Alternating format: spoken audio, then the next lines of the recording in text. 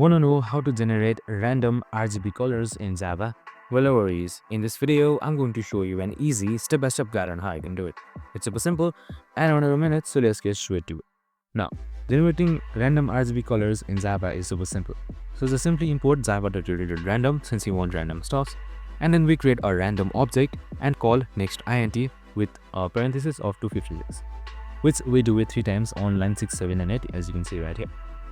That gives random values for red, green, and blue from 0 to 255.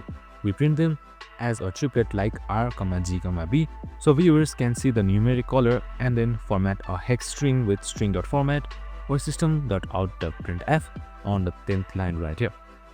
To get the web hex code on screen, show the code, then it runs 3 times so viewers see different outputs.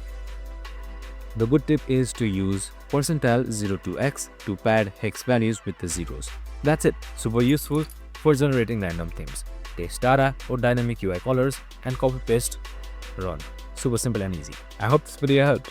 If it did, make sure to like, subscribe, and tune in with us for more of these videos. See you in the next one.